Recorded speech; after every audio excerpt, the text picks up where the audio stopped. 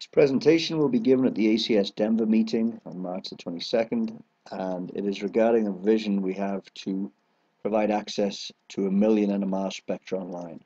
Ultimately, it won't stop there. We intend to get infrared spectra, mass spectra, various forms of analytical data. But let's start with a stretch goal, 1 million NMR spectra. I will show this to people at the meeting that everything I show in terms of ChemSpider is free online today, and I share all my slide decks so that people can use them, and you're likely looking at this on SlideShare right now. So ChemSpider is one of our database offerings and has been available for a number of years. ChemSpider.com. It is free to the community. We have over 34 million unique chemicals on there, linked out to various types of data. Articles, predicted data, experimental data. I won't go into too much detail on this platform. Most chemists are aware of it at this point. Here's an example of a chemical compound with its ChemSpider ID, name, some tags saying what it is. And below this is a whole lot of data that is available for the community. One of the data tabs that we have is in regards to spectral data. So, for example, you can find under a particular tab now, you would find details showing proton NMR spectrum right here, carbon NMR spectrum, and you open up these particular images and they will display interactive spectra on a browser. Presently we're using Java display applets, but we are researching HTML5 widgets, JavaScript widgets, and I will show those a little later. These data are flagged as open data and they can be downloaded. As an example, for this particular ChemSpider ID, this shows the proton NMR spectrum, carbon NMR spectrum. We also have mass spectra on here. We have some limited number of donations from the NIST webbook that we posted online, and these again are interactive data. This is an image of a 2D spectrum. We don't have a simple way today of displaying 2D spectra in an interactive form, so these are images. Here's an example where the top one is the carbon NMR spectrum, which you can have and interact with it, and the bottom one is a mass spectrum. This is from a Southampton blog post about a particular chemical, and are initially limited to having assignments in this form. So the assignments of this is carbon NMR shifts, and they are layered on top of the actual chemical structure and uploaded as an image to the spectral farm. Ultimately, we would like interactive forms of spectra so that you hover over a peak and you see the nucleus highlighted on the structure, or vice versa, you hover over the nucleus on the structure and you see the highlighted peak. This is a screenshot of an ACD Labs tool called Spec Manager. They have more modern tools now, including Spectrus. Mestre Lab have their own MNOVA platform, and I will talk more about that shortly. And there are various tools for viewing interactive spectra. JMOL is one. It is open source, it is available, and Bob Hansen has done some wonderful work to integrate the original JSpecView applet into JMOL so that you can hover over, in this case, a carbon nucleus on the structure, and you can see the peak highlighted here. There's the nucleus there. We're also working with iChem Labs, who produce the ChemDoodle components, where they have interactive spectral structure correlations displayed also. So these are all tools that we're looking at.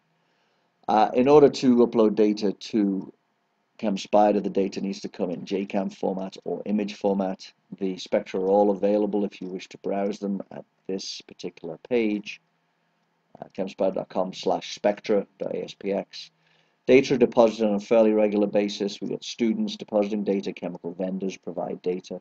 And the collection is growing now because we actually get contributions as part of our electronic supplementary information as RSC, because we are, of course, a very well-established scientific publisher.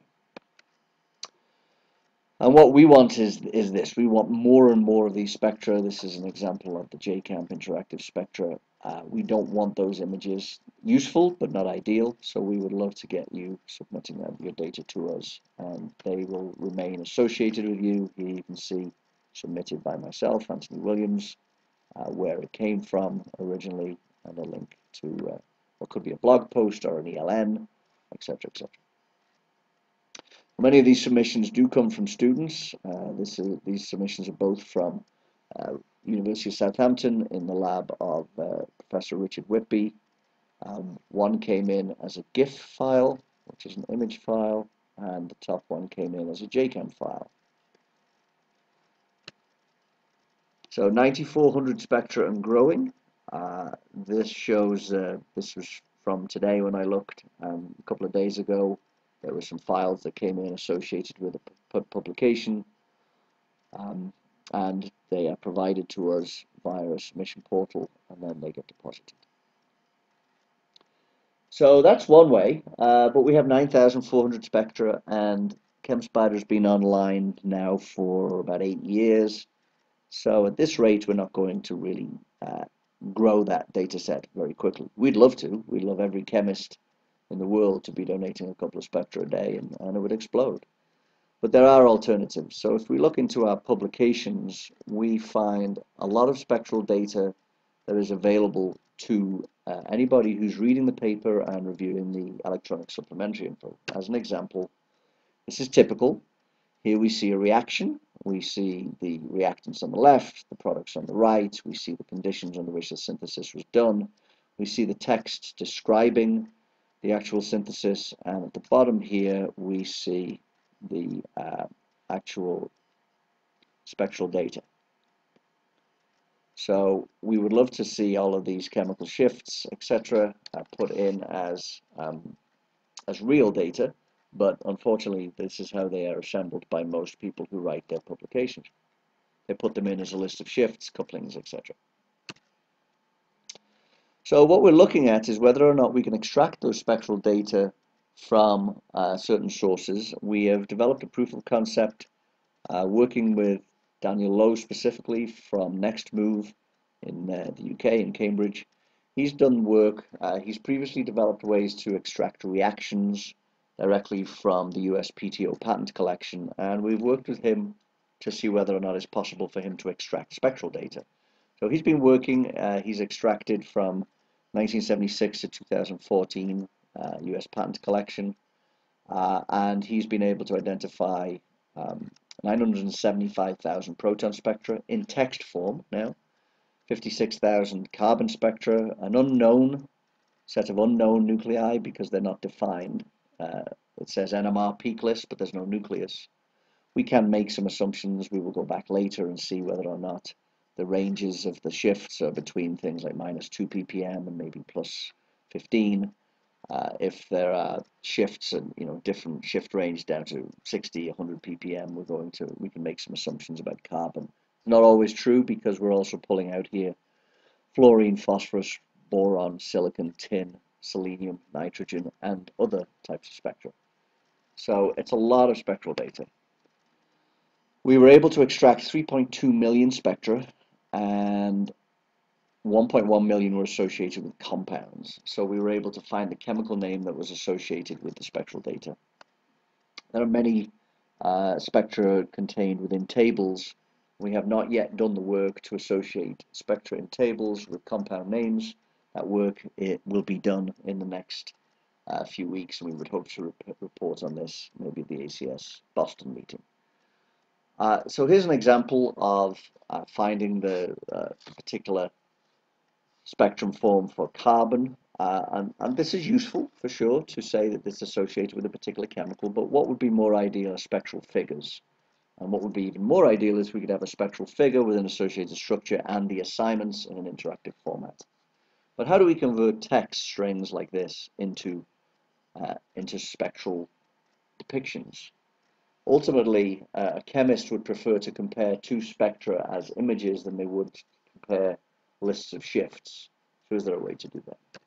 So collaborating with Mestra Labs, they have their Nova software, and they have the ability to convert textual strings into depictions. This work has been done, that capability has been around for a couple of years now.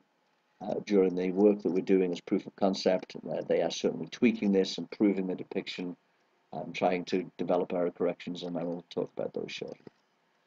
So here's an example of a proton and a mass spectrum at the top with shifts, some coupling constants, some assignments, information, and what we see here is the actual spectrum depicted. It is a depiction. It is not what you would obtain on a spectrometer. The line widths are all simulated. The integrals will be absolutely correct based on the number of protons associated in the text description. But it would be useful for scientists to look at this and compare theoretically with the spectrum that comes off a spectrometer. Proton is, of course, complex because you have multiplets such as doublet of doublets, doublet of triplets. You would have the coupling constants, or maybe not. It depends whether they're listed. So proton can be quite difficult, especially when it says multiplet. Is that 5 peaks, 7, 11? What does it look like? It's very difficult to know. Carbon is a little more easy in theory, assuming no couplings. You have a set of some single individual lines, and of course, in a real spectrum, you would have relaxation effects. You would see different peak intensities, but in theory, it's just a set of lines. So this is what this would look like. And this is an early depiction. Of course, we could switch off the peak labels, etc., to make it easier to view. So it sounds easy, right? We go through patterns, we extract the text, we find the chemical names, we turn them into depictions, and away we go. If only it was that easy. This is research. This is challenging work that we're doing. There are many places that we can have errors. So let's take some examples. So we're picking out the names associated with the text spectrum. We could fail to find the associated name. That's possible to happen. We could extract an incomplete name. Maybe if there's optical character recognition, then the name is so garbled that we can't do anything with it in terms of converting that name to a structure. Maybe the name is truncated in some way. Maybe we've got a line break and we've missed it, so we get the incomplete name. There's also the misassociation of names with structures, because we're trying to do this as automatically as possible. And that when we've extracted those, we convert the names to the structures, but the conversion is incorrect. Maybe the algorithms themselves are wrong for conversion. Maybe the name itself has been generated incorrectly and cannot be converted. Maybe the name is ambiguous and could be converted to one of many potential structures, and which one is correct. So Daniel was involved in the OPSIN program, which is the online program from University of Cambridge. OPSIN stands for Open Parser for Systematic UPAC Nomenclature. It's the ability to take a chemical name and convert it to a chemical structure. And this is just one example, 2,4,6-trinitrotoluene. And we see an INCHI, SMILES, etc. And of course, you could download the molecule. This works very well. It's been tested rigorously, reported on, published, but it is challenged, as is every name to structure package, by the quality of the names that go in. What we're finding is the biggest challenge we're facing with extracted names, even if we extract them correctly, is the names themselves are problematic. They either have an additional bracket or a missing bracket, and that causes a lot of problems. We're looking at approaches to resolve this issue, how to deal with any issues with brackets. Here's an example directly from a patent, where the top one is the name, and highlighted in red we have biphenyl 2-ol, and then OPSIN expects a different definition of that name fragment in order to convert. So that wasn't converted. Here we have another example, and because this is optical character recognition versions of the patents, they're not perfect. And NextMove have some software called Caffeine Fix, where they've developed dictionary-based approaches and algorithms that can correct on the fly. And here you can see that the flags in red in the text at the top, those were incorrectly OCR'd, and at the bottom they're converted and converted perfectly, and the name will therefore convert. The top one will not convert, the bottom one will after Caffeine Fix. We also use Caffeine Fix on ChemSpider. When people type in names, we can correct the names to what we think it might be and offer an answer. So that's the name to structure aspects. We also have the potential of issues around the spectra. So let's take a look at the issues that we might have here. There are transcription errors, so people have been wanting to write one thing and they end up writing another. They're fairly rare. Subjective interpretation, so that is, how does somebody actually interpret a spectrum? And if we gave one proton in a mass spectrum to 10 scientists, it's unlikely we would get exactly the same report. So it's very subjective, and that's a very common issue. We will likely be running an experiment on this shortly. Incomplete listing of shifts, so not everything is listed. For example, labile protons might be missing. Incomplete couplings, so there may be no couplings listed. Incomplete couplings, no multiplicities, some multiplicities. Multiplets overlap very commonly, that can be an issue, and certainly labile protons are a real challenge for us. It gets bigger, so there's no peak width indication, so labile protons might be 5 Hz wide or 100 Hz wide, we don't know. There's no peak shape indications, so there may be dynamic exchange, and we wouldn't know that, so we cannot represent a spectrum anything close to what it would look like coming off the spectrometer. Maybe there are rotamers and we're not aware of it. There are impurities that may be included in the assignment, but they're actually impurities and shouldn't be there. Or there are those that are misidentified as being impurities, so they're left out of the assignment list, but they actually do belong to the assignment. There's solvent peaks listed as belonging to the compound, and a wrong number of nuclei is also possible. Here's an example of where there's multiplicities listed, so triplet, quartet, doublet, etc., but no coupling constants. Here's an example where there's only partial couplings listed. And this is about 90% of all the spectral data that we are looking at right now. We have to do some error detection, and we've got some rudimentary error detection developing. So as an example, here's a spectrum. You can count the number of protons in here. And it was associated with the compound glycerol monolaurate that was extracted by name. However, there are 54 hydrogens in the reported spectrum. The glycerol monolaurate has only 30 hydrogens. The title of the patent was polymerization of monomer 4. Sorry, that section of the patent says polymerization of monomer 4. We only picked up glycerol monolaurate, and monomer 4 is actually the compound below. So that spectrum is actually a polymer of this compound shown with glycerol monolaurate. We actually have approaches in place that if it's the reaction between chemicals, that spectrum we actually exclude it from the conversion. So we have lots of work to do on error checking. It's going to be very iterative for sure. There will be no perfect set of data that comes out of this as an outcome, for sure. But there is no perfect spectral database. If you look in the literature, it's fairly common to find errors of assignments.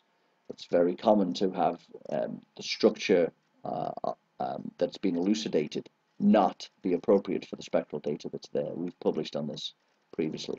So there is no perfect spectral database. The question is a 5% error acceptable, 10%, 20%, what is acceptable versus useful? And that is standard for any database.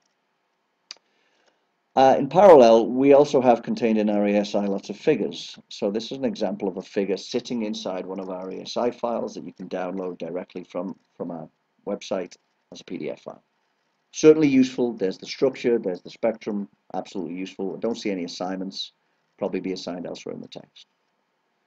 So we'd like to turn these figures into spectra. Figures are much richer representations than the text, for sure. Certainly text converted is valuable, but we believe the figures and interactive spectrum are more valuable. So moving further into this now, we've tried some early test experiments working with Bill Brower, who has some software called Plot to Text, where he converts figures, plot files, into text formats that we can then convert into JCamp files and therefore display in interactive JCamp viewers.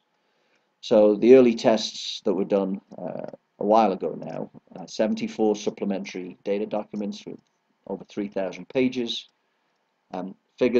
spectral figures extracted from over 1,000 pages. We extracted 1,150 spectra, and 80% of the peaks were extracted to within 1 to 2 decimal places in terms of parts per million. As an example, the picture tells 1,000 words. The bottom one is the figure, the top one is the data, and there are subtle differences, certainly in fine structure, couplings, and etc. But certainly I think you would agree that they're very, very similar. And here's another example. The bottom one is the figure, the top is the extracted data, and again, I would hope that you would agree that they are very representative. Certainly stronger in depiction than a list of numbers that we're then trying to artificially turn back into depictions. But that approach, we believe, does have value also. So it's the culmination of both approaches that will be of value. And of course, all data ultimately will be added to ChemSpider. We will flag it as text extracted or figure extracted so that people know. And if there are errors, we would wish that people would give us feedback. And we've had a manual curation layer on ChemSpider now for over 8 years. Users can annotate the data on ChemSpider, leave feedback, and we're optimistic that this rich data set will garner feedback from the community. However, extraction is actually the exact wrong way to do this. We should not be extracting figures. We should not be extracting text. We should not be mining data out. It should be provided to us in forms that in our ESI that we can have interactive forms of the data. It would be great that if all the data were made available in forms that were consumable by spectral databases, not only NMR, but mass spec, infrared, UV vis, chromatographic. So we would love to get these data. We'd also like to get all chemical structures in forms that we can consume, mol files, ChemDraw files, etc., etc. We don't want images specifically. We would love to get the spectral formats directly. We think this will allow us to make the supplementary info rich and interactive. The data should be open, and we should maintain all the metadata and provenance of the original data. So we can solve this with the authoring tools, allowing people to submit the data to us, and we've already started this process. People can now upload spectral data to us. Is it working? Yes, people are submitting data to us, not as often as we would like, but it is happening. And if you go onto the ChemSpider database under the spectral listing, you will find lots of data from recent publications. The grand target is to get all 21st century spectra converted. We'd love to go back through all our ASI and get everything from the 21st century converted. All those spectra we can get associated with compounds will go into ChemSpider. The spectra converted from figures, but where we cannot associate the compound, we will capture the figures themselves, the converted form, and put them into the data repository that we're building, which I'll mention shortly, and keep the link back to the publication. So the data will be available for reuse, repurposing, downloading, etc. And we're focusing primarily on infrared, Raman, UV vis, and 1D NMR. We've reported on the developing data repository that we're building. This article is available on Journal of Computer-Aided Molecular Design. We encourage you to go read it so you can learn more about what we're developing for the data repository. So to date, we've extracted hundreds of thousands of text streams from patents. So over 1 million that we're intending to get online once we've gone through the conversion of the error checking. And then we intend to use what we've learned there and go into European patents ultimately, and also into our archive. We're already estimating many, many thousands of figures with spectral data in our ASI and our articles. So we intend to pull those out, convert them, error check, etc., etc. And we're aiming for 1 million spectra online in the future. And this is a very incremental process.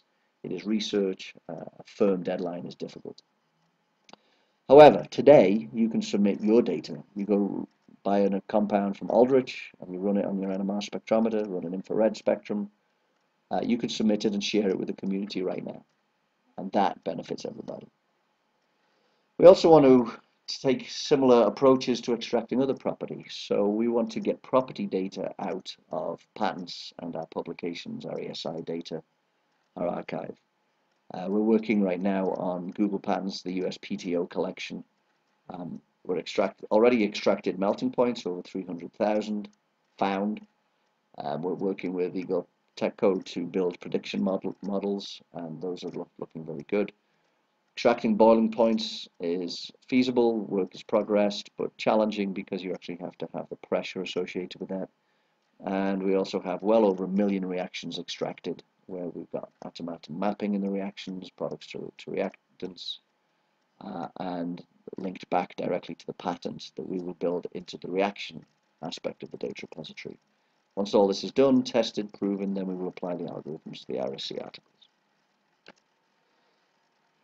I get to give the talk, but there are so many people involved in this work that we need to acknowledge. Daniel Lowe, next move, who has done some wonderful work on text mining of the properties and the text forms of the spectra.